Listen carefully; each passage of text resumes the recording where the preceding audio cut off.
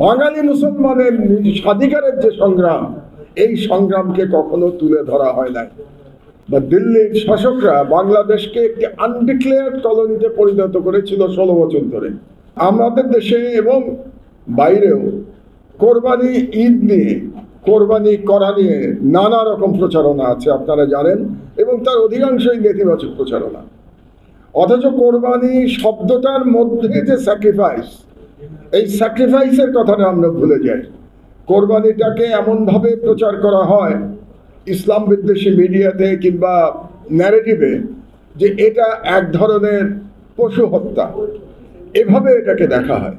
অথচ দেখার বিষয় ছিল এটা স্যাক্রিফাইস, এটা কোরবানি, যেটা আমাদের পবিত্র কোরআন শরীফে বর্ণিত আছে যে হযরত ইব্রাহিম আলাইহিস সালামকে বলা হয়েছিল তার পুত্র হযরত ইসমাইলকে কোরবানি করবার জন্য। কোনো পিতা তো তার পুত্রকে কোরবানি করতে পারে না। কাজে বিষয়টা ছিল sacrifice, extreme sacrifice, maximum sacrifice. তো সেখান থেকে কোরবানির ন্যারেটিভ পরিবর্তন হয়ে গেছে।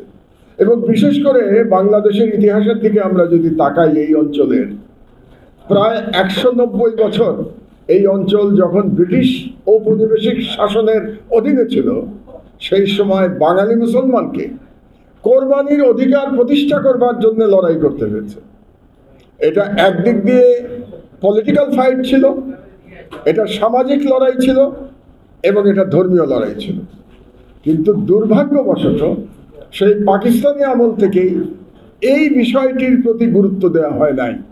শুধু যে বাংলাদেশ ব্যর্থ হয়েছে 50 বছরে তাই না, তার আগের যে 24 বছরের পাকিস্তান আমল ছিল, সেই আমলেও বাঙালি মুসলমানের স্বাধিকারের যে সংগ্রাম, এই সংগ্রামকে কখনো তুলে ধরা হয় নাই।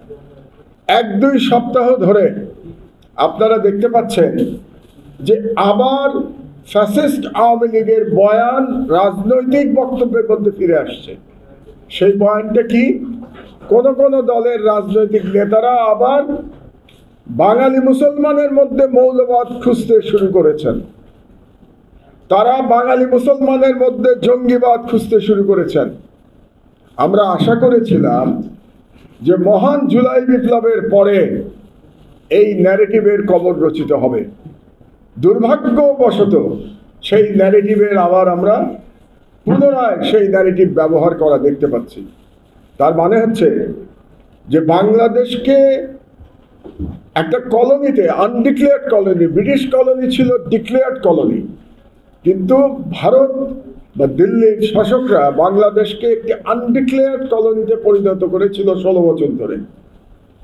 আমাদের তরুণ ছাত্র জনতা, তাদের মধ্যে ছাত্র আছে, শ্রমিক আছে, কৃষক আছে, এমনি অন্যান্য যুবকেরা আছেন, তারা জীবন দিয়ে সেই উপনিবেশের শৃঙ্খল থেকে বাংলাদেশকে মুক্ত করেছেন।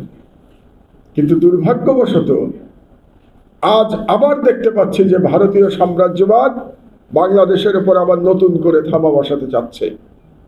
এবং আরো দুর্ভাগ্যজনক, যদি আজকে তারিখটি আমরা চিন্তা করি বা এই মাসটি চিন্তা করি, আজকে 26শে মে, এই মে মাসের 5 তারিখে 2013 সালে কি হয়েছিল? গণহত্যা হয়েছিল। গণহত্যা চালানো হয়েছিল আলেম সমাজদের উপরে। সেই মে মাসে এখন রাজনীতিবিদরা আবার আমাদেরকে মৌলবাদীর তকমা দিচ্ছেন। গতকালই একটি বড় দলের খুবই সিনিয়র রাজনীতিবিদের কণ্ঠে আমরা শুনতে পেলাম সেই মৌলবাদের তকমা। তার মানে কি? এবং আবার তারা কি বাংলাদেশের মুসলমানদের, যারা 90% মুসলমান সংখ্যাগরিষ্ঠ, তাদেরকে তারা মৌলবাদী আখ্যা দিয়ে তারা কি আবার বাঙালি মুসলমানদের উপরে হাসিনার মতো জুলুম চালাতে চাচ্ছেন? কারণ যখনই আপনি আদারাইজেশন করবেন, আস অ্যান্ড দেম, এই আদারাইজেশনের মাধ্যমেই কিন্তু জুলুম শুরু হয়। শেখ হাসিনা এই আদারাইজেশনের মাধ্যমে গণহত্যা শুরু করেছিল, জুলুম শুরু করেছিল আলেম ওলামাদের উপরে, ধার্মিক মুসলমানদের উপরে। আজকে আবার সেই জঙ্গি তত্ত্ব, সেই মৌলবাদ তত্ত্ব আমরা শুনতে পাচ্ছি দুর্ভাগ্যজনকভাবে। অথচ যে রাজনৈতিক নেতৃবৃন্দ বাংলাদেশের 90% মুসলমানদের মৌলবাদের তকমা দিচ্ছেন, তারা ভারতীয় মৌলবাদ সম্পর্কে তারা নীরব। আপনারা অনেকেই হয়তো জানেন না, কিংবা জানলেও হয়তো খেয়াল করেন নাই, 24শে মে 2 দিন আগে উত্তরপ্রদেশে 4 জন মুসলমান যুবককে প্রায় উলঙ্গ করে পিটিয়ে তাদেরকে মৃত্যুর মুখোমুখি দাঁড় করানো হয়েছে।